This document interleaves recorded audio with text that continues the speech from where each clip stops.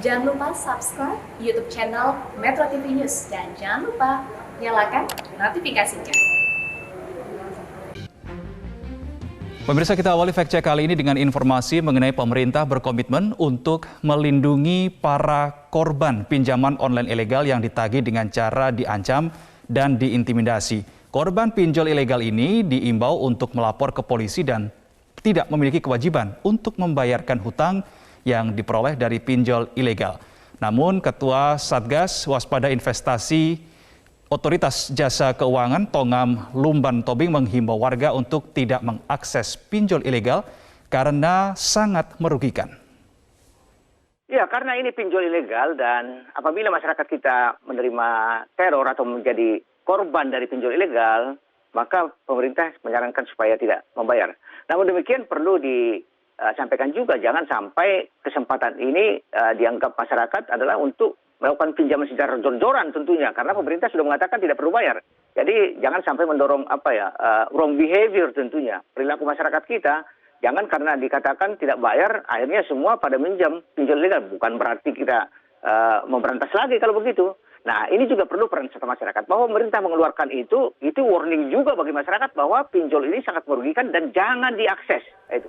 Masyarakat tidak wajib membayar hutangnya kepada pinjol ilegal. Nah, sebelum kita mendalami hal tersebut, pemirsa, kita terlebih dulu akan melihat beberapa penggerebekan atau penangkapan yang dilakukan oleh aparat kepolisian di beberapa wilayah terkait dengan keberadaan kantor pinjol ilegal sekaligus kantor penagih bagi pinjaman online ilegal. Di slide pertama, pemirsa, kita akan melihat beberapa wilayah yang menjadi lokasi penggerebekan oleh aparat kepolisian. Yang pertama adalah di wilayah Cengkareng, ada 56 orang diamankan, ini adalah untuk kantor pinjol ilegal. Kemudian di wilayah Cipondoh, Tangerang, 32 orang diamankan, ini untuk kantor penagih pinjaman online ilegal. Kemudian untuk di wilayah Yogyakarta, 83 orang diamankan, Jakbar dan Jakut, 7 orang diamankan. Di wilayah Kelapa Gading juga dilakukan penggerebekan dan pada saat itu 4 orang diamankan. Kemudian di luar Jawa juga dilakukan operasi penggerebekan oleh aparat kepolisian, pemirsa. Beberapa di antaranya seperti di Kota Baru, Kalimantan Selatan. Ini adalah kantor pinjaman atau kantor penagih pinjaman online ilegal, di mana 40 orang diamankan oleh aparat kepolisian di situ. Dan di wilayah Pontianak, Kalimantan Barat, 14 orang diamankan.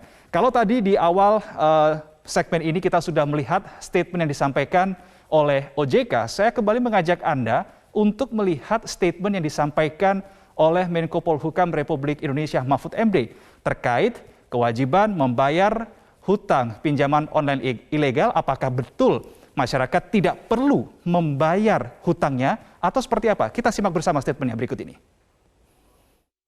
Kami umumkan kepada masyarakat bahwa dari aspek hukum pidana terdata kita bersikap pinjaman online pinjol ilegal itu ya ilegal, namanya juga ilegal, tapi bisa dinyatakan tidak memenuhi syarat sehingga bisa dinyatakan batal atau dibatalkan. Yang kedua, kepada mereka yang sudah terlanjur menjadi korban, jangan membayar. Jangan membayar. Kalau karena tidak membayar, lalu ada yang tidak terima, diteror, lapor ke kantor polisi terdekat. Polisi akan memberikan perlindungan. Itu tadi adalah statement yang disampaikan oleh Menko Polhukam Republik Indonesia Mahfud MD bahwa untuk masyarakat yang sampai dengan saat ini masih memiliki hutang di pinjol ilegal tidak wajib untuk membayar hutangnya. Kita akan melihat di slide berikutnya apa sebetulnya landasan dari Menko Polhukam mengatakan hal tersebut. Yang bersumber dari pernyataan Mahfud MD Menko Polhukam Republik Indonesia tertanggal 19 Oktober 2021 bahwa pinjol ilegal ini tidak memenuhi syarat hukum perdata. Jadi secara otomatis seperti yang tadi sudah disampaikan bisa dibatalkan, sehingga untuk itulah para peminjam di pinjol ilegal ini tidak wajib untuk membayarkan hutangnya, baik hutang pokok maupun bunganya. Justru pemirsa, pinjol ilegal ini bisa dikenakan hukuman pidana. Ada beberapa poin di sini yang sudah kami siapkan, yang sudah kami tulis. Ini juga bersumber dari pernyataan Menko Polhukam Republik Indonesia Mahfud MD. bahwa pelaku pinjol ilegal bisa jadi dikenakan KUHP pasal 368 dan 335. Pasal 368 ini adalah pasal terkait dengan pemerasan, kemudian 335 terkait dengan tindakan yang tidak menyenangkan. Berikutnya adalah regulasi mengenai Undang-Undang Perlindungan Konsumen. Ini juga bisa dijerat dengan regulasi tersebut untuk para pelaku pinjaman online ilegal. Dan ada juga regulasi yang berikutnya adalah Undang-Undang ITE khususnya di pasal 29 dan pasal 32 ayat 2 dan 3. Jadi yang perlu digarisbawahi di sini pemirsa adalah bagi mereka peminjam uang di pinjol ilegal lah yang bisa tidak perlu membayarkan hutang pokoknya atau bahkan bunganya. Sedangkan Anda atau mereka yang memiliki hutang di pinjol legal atau yang terdaftar di OJK tetap wajib membayarkan pokok hutang dan bunganya. Berikutnya kita akan melihat informasi mengenai dengan jumlah pinjol legal dan ilegal di Indonesia. Per tanggal 6 Oktober 2021, ini kami melansir dari website OJK, bahwa untuk pinjol legal sudah ada 106 perusahaan.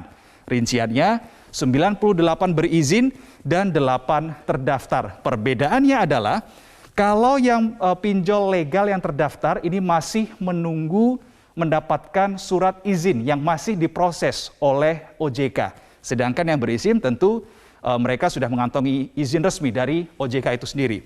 Kemudian untuk jumlah pinjol ilegal pemirsa, jumlahnya sebanyak 442 entitas. Ini bedanya, bahwa kalau entitas itu bisa lebih dari 2 aplikasi atau 2 platform seperti itu kita katakan.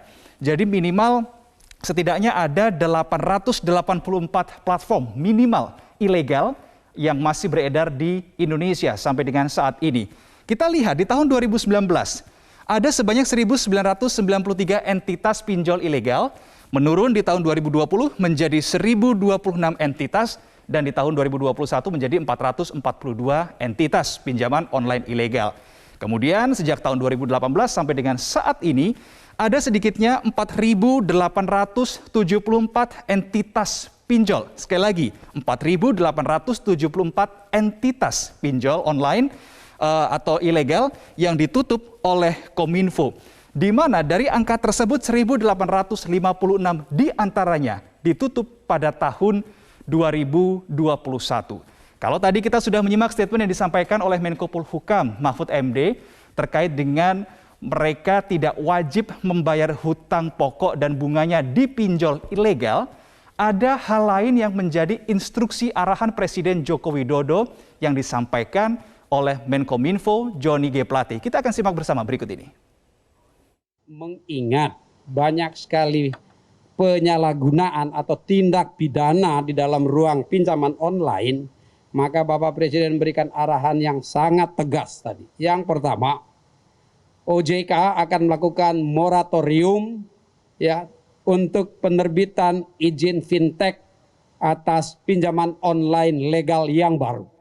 Moratorium pemberian izin pinjol atau fintech yang baru. Ada 2 hal yang didapati dari poin yang disampaikan oleh Menkominfo Johnny G. Plate. Yang pertama adalah respon dari masyarakat, merespon positif adalah dengan adanya moratorium terkait dengan proses perizinan pinjol atau fintech yang baru, maka ini menjadi sinyal keseriusan pemerintah Republik Indonesia untuk menangani kasus pinjol ilegal yang sampai dengan saat ini masih ada 442 entitas. Kemudian yang kedua, dengan adanya moratorium ini bisa menjadi salah satu instrumen untuk menyaring fintech yang bisa mematuhi aturan yang diterapkan di negara ini. Sekali lagi perlu kita sepakati bersama di sini bahwa moratorium izin fintech yang baru bukan berarti pemerintah tidak setuju dengan perkembangan teknologi utamanya di bidang keuangan. Tetapi ini lebih ke arah strategi untuk menuntaskan atau meniadakan memberantas pinjaman online ilegal yang sampai dengan saat ini masih ada di Indonesia. Berikutnya pemirsa, kita kembali mengingat lagi ciri-ciri pinjaman online legal dan ilegal. Ini yang harus terus kita ingat supaya kita tidak terjebak dalam kemajuan teknologi utamanya di bidang keuangan. Yang pertama, untuk pinjaman online legal tentu sudah terdaftar di OJK. Seperti yang tadi kita sudah lihat, mereka sudah yang berizin dan yang sudah terdaftar. Berikutnya, untuk yang ilegal, mereka sama sekali tidak terdaftar di OJK. Ini sudah pasti. Berikutnya, untuk pinjol legal, penawaran tidak dilakukan melalui komunikasi pribadi, sedangkan ilegal dilakukan melewati komunikasi pribadi seperti SMS, bahkan juga melalui aplikasi WhatsApp. Berikutnya adalah pemberian pinjaman akan diseleksi kalau di pinjol legal, serta kalau di ilegal, pemberian pinjaman ini sangat mudah untuk dicairkan. Yang keempat adalah bunga pinjaman transparan kalau di pinjol legal, sedangkan di pinjol ilegal bunga pinjaman tidak jelas, bahkan sangat mencekik. Karena ketika ada penggeledahan di wilayah Cipondoh, Tangerang, ada salah satu korban yang datang ke lokasi yang mengatakan bahwa anaknya pinjam 2,5 juta rupiah di tahun 2019. Di tahun 2021 dia mengaku sudah membayar 104 juta rupiah. Ini yang tidak jelas bunga dari pinjaman tersebut. Kita beralih ke slide berikutnya untuk melihat ciri-ciri pinjol legal dan ilegal, pemirsa. Untuk di pinjol legal, peminjam masuk blacklist jika tidak membayarkan hutangnya terkait dengan juga bunganya dalam waktu 90 hari. Kalau di ilegal, mereka bukan hanya di blacklist tapi juga malah mendapatkan ancaman serta intimidasi. Untuk pinjol legal memiliki layanan pengaduan dan sedangkan untuk pinjol ilegal mereka tidak punya. Untuk pinjol legal mereka punya identitas pengurus, alamat kantor, meminta akses kamera, mikrofon dan lokasi di gawai peminjam. Sedangkan kalau di pinjol ilegal mereka meminta seluruh akses data pribadi di gawai peminjam. Tidak hanya akses kamera, mikrofon, lokasi, tetapi juga akses kontak, akses galeri ini diminta. Nah, ketika ada pinjol yang meminta hal tersebut, Anda wajib waspada karena bisa jadi itu adalah salah satu wujud dari pinjol ilegal. Dan yang terakhir adalah untuk di pinjol legal, mereka para penagih memiliki sertifikasi AFPI, sedangkan kalau di pinjol ilegal, para penagih tidak punya sertifikasi AFPI. Pemirsa, perlu ada kerjasama dari masyarakat dan pemerintah ketika pemerintah sudah mengambil kebijakan untuk memoratorium izin dari pinjol online yang baru. Sementara waktu, masyarakat juga diharapkan bisa sangat selektif untuk memilih pinjaman online kalau mereka terpaksa harus mengajukan pinjaman uang. Jangan sampai Anda tidak mengecek apakah pinjol tersebut terdaftar di OJK atau tidak, karena Anda bisa jadi akan masuk dalam pusaran permasalahan pinjol ilegal dan Anda tentu akan dirugikan. Sementara demikian untuk paparan fact check kali ini, program Metro Siang saya kembalikan ke rekan Vera. Silakan Vera. Baik, terima kasih Reno Reksa atas paparan Anda.